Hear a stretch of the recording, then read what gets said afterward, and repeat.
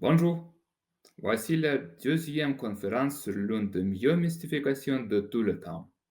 Elle a commencé il y a presque 100 ans avec un petit mensonge de von Kallmann, mais elle se poursuit aujourd'hui avec le tromperie de ceux dont la profession semble incompatible avec le mensonge. Pour l'instant, nous laissons Jeanne et Yvonne sur la terrasse du sanatorium de Belvedere pour se préparer aux événements les plus importants de leur vie. J'expliquerai ici les raisons pour lesquelles le consensus scientifique soutient sans équivoque ce record de longévité et pourquoi les démographes et les gérontologues continuent à affirmer que le cas de Jean Kalman est le mieux jamais validé et à démentir ce qu'ils s'appelait une théorie du complot fondée sur de minuscules incohérences. La longévité de Kalman est citée dans plusieurs milliers d'articles scientifiques et dans de nombreux ouvrages pour étayer de vrais arguments scientifiques et sociaux. Les chercheurs reconnaissent que ce seul point de données modifie considérablement les paramètres de leur modèle et fournissent même des calculs avec et sans Kalman, mais ils préfèrent ne même pas mentionner la possibilité que son âge ne soit pas authentique. Comment tant de documents scientifiques peuvent-ils être erronés? Le fait que Jean Kalman ait vécu jusqu'à 122 ans est-il aussi bien établi que le fait que la Terre est ronde? Il s'avère que ces milliers d'articles sont basés sur une seule source. Dans cette conférence, je parlerai du gardien du record de longévité de Madame Kalman, la personne qui a réussi à convaincre l'ensemble de la communauté scientifique et le public de ne jamais enquêter sur ce cas parce qu'il était déjà le cas le mieux validé de tous les temps. Laissez-moi donc vous présenter un éminent scientifique, Jean-Marie Robin, dont les travaux pionniers sont cités plus de 1000 fois par an et qui a récemment cofondé un nouvel institut de vieillissement en France.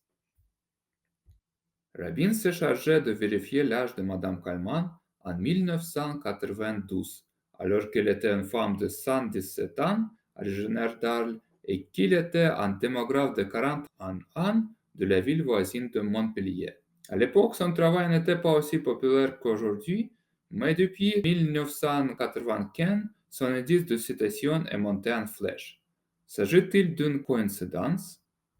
En 1995, plusieurs scientifiques influents se sont rendus à Arles pour féliciter Madame Kalman à l'occasion de son 120e anniversaire et pour reconnaître les efforts de son équipe de validation. Parmi eux, l'éminent démographe James Woppel, directeur fondateur de l'Institut Max Planck pour les recherches démographiques. Woppel avait proposé la théorie selon laquelle la mortalité cesse d'augmenter à un âge avancé. Et en validant Kalman, Rabin a fourni une confirmation expérimentale passionnante de cette théorie. Woppel et Rabin décident de se préparer à l'arrivée d'une énorme vague de supercentenaires et inaugurent la très citée base de données internationale sur la longévité. Dans les années 90, de nombreux scientifiques ont émis de sérieux doutes sur la validité du record de Jean Kalman, et on a même parlé d'un possible échange d'identité avec sa fille Yvonne. Mais ces validateurs ont réussi à défendre leur travail. Il y a un article intitulé The Oldest Human dans la prestigieuse revue Science, et la validation a été acceptée par le consensus scientifique. Parlant de l'hypothèse du changement d'identité, dans son livre sur le vieillissement, Tom Kirkwood a déclaré que nous devrions bannir ces pensées de nos esprits. La parole de Jean Kalman et le travail de détective documentaire approfondi de Rabin et Allard sont les mieux sur lesquels nous pouvons compter. Depuis lors, Rabin n'a jamais regardé en arrière. Chaque fois qu'on interroge sur Kalman, il trouve toujours de nombreux arguments en faveur de son authenticité. Il semble que personne ne remette en cause ce qu'il dit. Dans cet exposé, je vais examiner ces arguments. Commençons par ses interviews les plus récentes. Eh bien, nous avons en France un grand spécialiste de la question. Il s'appelle Jean-Marie Robin, il est directeur de recherche à l'INSERM. Donc notre généalogiste qui a fouillé les archives d'Arles, les archives du département, a recherché des informations qu'a priori seul Jeanne Kalman pouvait connaître. Alors je vais vous donner un exemple de ce type d'information. On savait dans quelle école était Jeanne Kalman, on savait à quelle année, dans quelle classe, etc. Rabin prétend que les validateurs savaient où Jeanne allait à l'école. Dans son propre document de validation, publié sur le site de l'Institut Max Planck, il donne l'adresse de l'école primaire de Jeanne comme étant la place de la République. Manifestement, il n'avait pas trouvé d'informations sur le pensionnat Benet. Sinon, il aurait su qu'il était situé à l'angle de la rue de la Calade et de la rue du Cloître. La pension Benet, que vous dites qui était sur la place de la République, Oui. la pension religieuse, où est-ce qu'elle était exactement? Quand vous étiez petite, que vous alliez à cette pension religieuse. Mais elle était l'entrée dans la cour de l'archevêché. Ah, Il y avait un grand escalier, oui. là il y avait les classes. Bon. Oui. Mais la bibliothèque municipale est dans l'ancien palais de l'archevêché. Oui. Et c'était là votre pension. Oui. Autrement dit, cette pension, elle était un peu annexée à Saint-Trophime, là. Oui. Madame Calment leur avait dit qu'il se trouvait dans l'ancien palais d'archevêché sur la place de la République. Il serait étrange que Jeanne oublie l'emplacement de son école qu'il a fréquentée pendant de nombreuses années. On, en revanche, avait moins de chances de se souvenir des détails du pensionnat Benet car il avait fermé avant sa naissance. Lorsque son médecin lui demandait à plusieurs reprises où il se trouvait, il donnait probablement l'emplacement de sa propre école primaire. L'emplacement donné par Madame Calment pour l'école secondaire de Jeanne était à nouveau incorrect. Vous y êtes resté jusqu'à quand à la pension Benet? Ah, ma communion. Et après, vous êtes allé où? Ah, au collège. Il s'appelait comment ce collège? Ah, non, pas du collège. Je suis le collège. Où est-ce qu'il se trouvait ce collège? Mais où il y a déjà, le musée. C'est ça. On a fait au musée. Dans la rue de la République? Le collège, il était sur les Lys ou dans la rue de la République? Non, je m'en rappelle plus. Je m'en rappelle plus. Est-ce que c'est là où on a fait le muséum Arlatin? Oui, je crois. Je ne suivrai pas, je crois. Oui, c'est là. Vous étiez pensionnaire à ce collège? Ah, non. Madame Calment a semblé oublier que Jeanne a fréquenté les cours secondaires de jeunes filles et a confondu son nom et son emplacement avec le collège de garçons, fréquenté par le père d'Yvonne, Fernand Calment. Au début de l'année 19, Rabin s'est employé à défendre sa validation. Des journalistes lui ont demandé d'expliquer pourquoi l'échange d'identité était impossible. Récupérer le nom des professeurs qui avaient enseigné dans ces écoles les années où Jeanne Calment était là. Donc on connaissait le nom des profs de physique, de géographie, de mathématiques et autres. Elle nous a donné les bons noms. Est-ce que vous connaissez, vous, une fille qui connaît le nom des professeurs qu'avait sa mère à l'école? Heureusement, 15 heures d'entretien avec Madame Calment ont été publiées par l'ONSERM en 2022 et nous pouvons maintenant vérifier ce qu'il dit. Est-ce que vous vous souvenez du nom de vos professeurs? Comment? Est-ce que vous vous souvenez du nom de vos professeurs? Non. Ou, et Non, plus facilement. vous oubliez facilement. La farandole. Presque tous les entretiens ont été menés par le docteur Lebre, mais le tout premier a été commencé par Rabin lui-même. Rabin n'abandonne pas. Il a essayé d'en savoir plus sur son enfance. Est-ce que vous vous souvenez des copines qui marchaient avec vous? Non, c'est vieux ça. C'est vieux? On m'a rappelé. La physionomie sont difficiles. Est-ce que vous vous souvenez de vos copines de solfège? Les prénoms, non. Et le nom de famille non plus? Non. Non plus. Lors d'entretiens ultérieurs, elle a réussi à nommer correctement un professeur de Bourget, qui était connu pour casser des choses et qu'Yvonne aurait pu connaître par des conversations avec ses parents. Et quand vous étiez au collège, le professeur de mathématiques s'appelait Dubourget. Oui, oui, C'est bien ça? oui. On l'a retrouvé dans des journaux de l'époque. Ah oui, il était maladroit. Et c'est professeur de physique. Il faisait des expériences, il cassait tout. Il était maladroit. J'avais une histoire avec lui.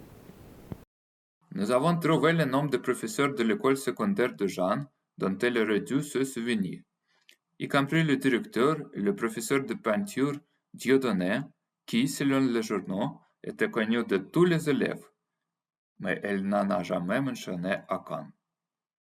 Il se souvient aussi du nom de Gachon, professeur de piano à Arles jusqu'en 1916, qu'Yvonne aurait également connu. Elle a dit que Gachon lui a enseigné de l'âge de 7 ans, ce qui est plus récent que ses professeurs à l'école. De ceux qui vous enseignaient la musique chez vous, chez vos parents. Ah, c'est vrai, oui. Ça, c'est plus récent, ça. Oui, Oui. J'ai la famille Gachon, famille Gachot. Mademoiselle Gachon, Oui. ça c'est mon professeur de piano, au début, au début. Rabin se demande si Madame Kalman n'aurait pas un vieux souvenir de la période qui a suivi sa scolarité. À 16 ans, après mon brevet, je suis resté chez les parents à attendre le mariage. Oui. Pendant ce temps, je retournais la musique, les dessins, la peinture, je faisais la peinture. Mais vous êtes très doué pour les arts. Comment s'appelait votre professeur de peinture, hein? Attendez.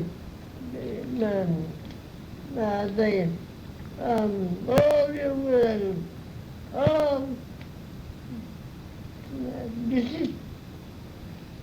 Terrigoule. Ah bon? Terrigoule. Monsieur Terrigoule. Il était professeur à l'école de peinture de l'école d'Arles, de l'école de garçons. Cela ressemblait à une merveilleuse découverte. Elle avait enfin réussi à se souvenir du nom de son professeur. Claude-André Firigoul était un sculpteur né à Avignon en 1863. Il s'est installé à Arles en 1897 pour remplacer Dieudonné et y a travaillé jusqu'à sa mort en 1946. Madame Kalman a dit que Firigoul a été son professeur de dessin pendant qu'il attendait de se marier, mais c'était avant qu'il ne vienne à Arles. Dans le livre du validateur, cette incohérence a été dissimulée en divisant l'extract cité en 3 sections différentes, à quelques pages d'intervalle. D'abord, elle parle d'étudier la musique avant le mariage. 2 pages plus loin, elle dit qu'elle a fait plus d'art en tant que jeune épouse. Puis, après 2 autres pages, elle nomme Firigoul comme son professeur d'art. Dans des conférences ultérieures, je montrerai comment une mauvaise interprétation similaire de son témoignage dans le livre de validateur a aidé les contre-enquêteurs à défendre l'authenticité de Madame Kalman en 2019. Plus tard, dans la même interview, Madame Kalman a finalement réussi à se souvenir d'un nom de son enfance. Il s'agissait de sa bonne, Marthe Fusson, qui l'avait accompagnée à l'école. Quand vous alliez à l'école primaire, là, que vous étiez petite, Oui. vous y alliez toute seule ou vous étiez accompagnée? Jamais seul. Mon père n'aurait jamais allé si seul. Et qui c'est qui vous accompagnait? Ou mon père ou la bonne. Et la bonne, elle s'appelait comment, celle-là? Marthe. Marthe? Oui, Marthe Fusson. C'était votre bonne à ce moment-là? Oui, cuisinière. Marthe Fusson s'est avérée être de 10 ans plus jeune que Jeanne. Et les registres de recensement montrent qu'elle avait travaillé pour Jeanne lorsque sa fille Yvonne était enfant. Ce souvenir s'applique donc à Yvonne et non à sa mère. Néanmoins, cette domestique figure dans le document de validation original comme s'il s'agissait d'une preuve de l'authenticité de Jeanne. En 2018, les enregistrements audio n'étaient pas encore publiés et je n'avais que la transcription incorrecte Marthe Touchon dans le livre de validateur. J'ai contacté Rabin pour lui poser une question sur Marthe Fusson, mais il a refusé d'en parler. En 2019, Rabin a déclaré aux journalistes que les valideurs ont une fois mentionné le nom de cette domestique à Madame Kallmann. Vous ne nous avez jamais parlé de Marthe Fusson. Immédiatement, il a bondi de sa chaise. Qui vous a donné son nom? C'était spectaculaire, car elle posait rarement des questions. Rabin a repris cette histoire en 2023 sur Radio France pour donner un exemple de sa prodigieuse mémoire de noms que seul Jeanne Kallmann pouvait connaître. Donc, on glissait dans une conversation le nom d'une personne que seule elle pouvait connaître. Et à ce moment-là, ce qui était étonnant, c'était de voir sa réaction. Elle changeait du tout au tout. Elle devenait quelqu'un sur ses gardes qui disait « Mais qui vous a donné ce nom? Comment vous connaissez ce nom ?» Et elle avait toute sa tête, Jeanne Kallmann, à 120 ans. Les enregistrements montrent que ce n'était le seul problème avec les femmes de chambre dans son témoignage. Madame Kallmann a dit à son médecin que pendant son enfance, il y avait 2 bonnes qui faisaient tous les travaux ménagers. Quand vous étiez chez vos parents, est-ce qu'il y avait des domestiques? Ah oui, il y avait des femmes de ménage. Ah oui, il y avait une cuisinière. Et des femmes de ménage. Là encore, c'est vrai pour Yvonne, mais pas pour Jeanne. Marthe Fusson est réapparue dans le document de revalidation de 2019, coécrit par les validateurs originaux. Il est vrai qu'il a mentionné Marthe Fusson et que Fusson était servante au moment du mariage de Jeanne. Mais les validateurs omettent de préciser qu'il n'a mentionné Fusson que dans le contexte impossible d'avoir été emmenée à l'école par elle lorsqu'elle était enfant. Madame Kallmann n'a jamais dit que Fusson était sa servante après son mariage. Cela ne provient que du recensement. Ainsi, les validateurs jouaient sur les mots, essayant de transformer un élément de preuve fort pour le changement d'identité en quelque chose qui ressemble à une preuve contre celui-ci. Leur revalidation se conclut par un appel à la rétraction de mon article et une déclaration d'absence de conflit d'intérêts. Nous avons officiellement demandé la rétractation de l'article de Rejuvenation Research. La presse du monde entier a reçu un communiqué de validateur annonçant le document de revalidation une semaine avant sa publication. Et de nombreux articles ont affirmé qu'un groupe international de chercheurs a une fois de plus conclu que Jeanne Kallmann a bien vécu jusqu'à l'âge de 122 ans. Le tribunal français a classé l'affaire et le débat a été déclaré clos. La farandole. Rabin a réussi à convaincre les journalistes que l'attaque contre la longévité de Kallmann n'était pas du tout justifiée. Dans tous ces arguments, il n'y a rien de sérieux et dans un certain nombre des arguments qui ont été avancés, il y a visiblement une manipulation des données qu'il avait à sa disposition.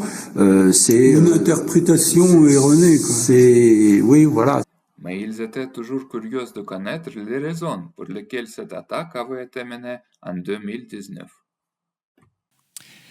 Dans cet article, très clairement, on accuse les Russes et puis on accuse la revue qui a publié leur travail de négligence. Et il y a livré l'explication. Il s'est avéré que nous travaillions pour de riches donneurs qui voulaient avoir l'accès de l'ADN de Madame Kallmann pour découvrir le secret de la longévité. On aurait pu, on a de quoi, on aurait pu les accuser de fraude scientifique. Sauf que la fraude scientifique, c'est un crime aux États-Unis. Et là, on est dans le contexte d'une revue américaine. Et on change complètement de dimension. Donc, vous me permettrez, je vais vous répondre, hein, mais je ne vous dirai pas tout ce que je sais. parce qu'un certain nombre de choses que je sais aujourd'hui nous amènent automatiquement du côté, c'est plus de la négligence, c'est carrément de la fraude. Et je ne vais pas comme ça publiquement accuser de fraude scientifique un certain nombre de collègues ou pas collègues, parce que c'est plus compliqué. Effectivement, vous avez raison, on ne comprend pas. Moi, ce que je pense, et ça je peux le dire, ces deux Russes sont strictement inconnus. Donc, qui sont ces gens-là? Pour qui ils ont travaillé?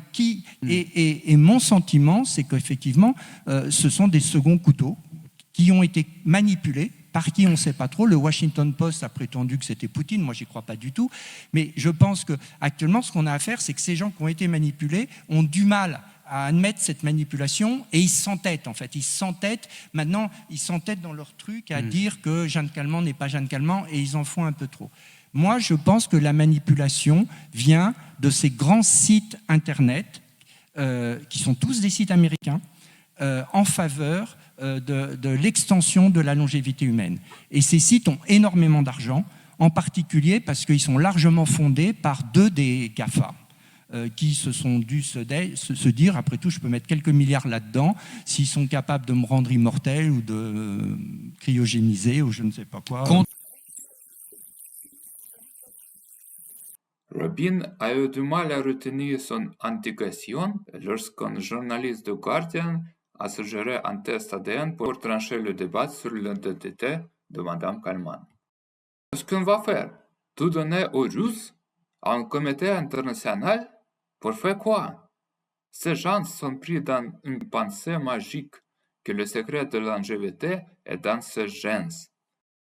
Dans sa précédente publication dans Science, Rabin déclarait que l'extraordinaire longévité de Jeanne Calment était due à son patrimoine génétique exceptionnel. Il a ainsi déclaré à New Yorker que ces riches du Nord n'auraient jamais accès à l'ADN. La naïveté de ces gens. Vous allez chez le meilleur joaillier du monde et vous exigez qu'il vous donne son plus gros diamant? En 2021, Rabin a publié un nouvel article sur Jeanne Calment dans lequel il semble changer d'avis et accepte les arguments du Washington Post qui suggère que notre activité faisait partie d'une campagne de désinformation russe après les perturbations de l'élection présidentielle américaine de 2016. Calment continue d'être cité comme le plus vieil humain contesté de tous les temps. Dans la dernière interview, Rabin a expliqué à CNBC les raisons pour lesquelles elle a vécu si longtemps. Comme d'habitude, presque tout ce qu'il dit était faux. Il a notamment affirmé qu'il avait une vie sociale active, ce qui contredit directement son propre livre, dans lequel il dit qu'il n'aimait pas la vie sociale mondaine et préférait vivre à la campagne et chasser avec son mari. Rabin fournit une autre raison de sa longue vie. Il pouvait aussi beaucoup voyager avec son mari et aller à Paris pour voir la tour Eiffel qui était en construction à l'époque. En effet, Madame Calment a répété à plusieurs reprises à ses voleurs que la tour Eiffel n'était construite qu'au premier étage lorsqu'elle a visité avec son mari. Il y avait donc un restaurant au premier étage?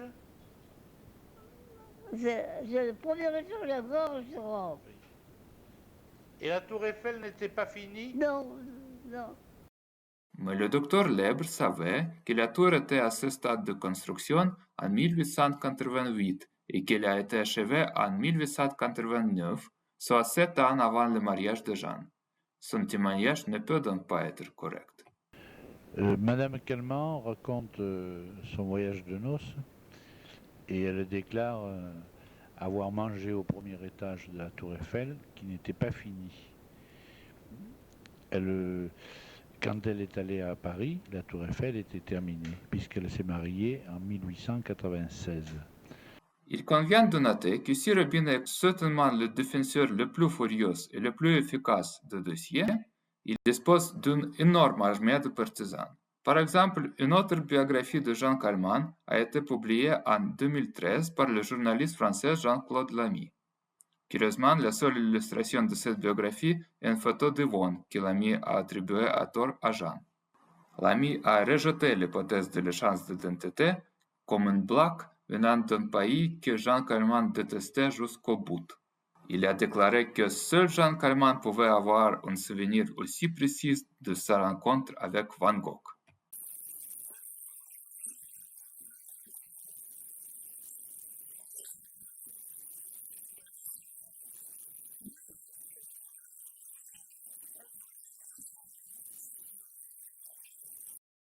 Il est étrange que Madame Calment, qui n'avait aucun souvenir de ses amis d'enfants et presque aucun souvenir de ses professeurs, Non. Et donc, Plus facilement. vous oubliez facilement. puisse se souvenir d'une seule rencontre avec un inconnu à l'époque où Jeanne avait 14 ans. Elle a affirmé à plusieurs reprises que Fernand Calment l'avait présentée à l'artiste comme sa femme. Pourquoi Jeanne créerait-elle une histoire qui ne pourrait être exacte en raison de son âge, qu'il soit basé sur un événement réel ou non? Yvonne a grandi 2 décennies plus tard. Il semble plus probable qu'il se soit trompé dans les dates et supposé que Jeanne était mariée au moment de sa rencontre supposée avec Van Gogh. Ce n'est qu'une petite partie de l'énorme quantité de preuves. Dans la conférence suivante, je montrerai que les interviews publiées montrent que Madame Calment était Yvonne et non Jeanne. Pourquoi ces examinateurs ont-ils préféré fermer les yeux et les oreilles? Parce qu'il est facile de tromper ceux qui veulent être trompés. Pourquoi Jean-Marie Rabin continue-t-il de diffuser des informations qu'il est maintenant si facile de réfuter? Parce qu'il est facile de tromper ceux qui ne vérifient pas le récit de l'expert renommé et qui sont trop paresseux pour faire leurs propres recherches. Les scientifiques sont censés rechercher la vérité, mais étant des gens ordinaires, ils préfèrent souvent les sacrifier au profit de leur réputation, de leur carrière et de leur indice de citation. Leurs collègues préfèrent généralement fermer les yeux par solidarité professionnelle et par souci d'éviter le scandale. Le seul moyen de contrer un tel comportement est la publicité. La nature autocorrective de la science est importante. Quel espoir pour le cours de l'humanité si nous ne pouvons plus établir la vérité même en science? Ne vous inquiétez pas, dans les prochaines conférences, nous retournons dans les années et tenterons de découvrir ce qui est arrivé à Jeanne et Yvonne au début des années 30. Ceux qui veulent connaître toute l'histoire sont invités à lire notre trilogie. Les scientifiques doivent savoir que s'ils ne cherchent pas la vérité, ils risquent d'être démasqués. Veuillez montrer cette vidéo à vos collègues démographes et gérontologues pour aider la vérité à percer le mur de mensonges.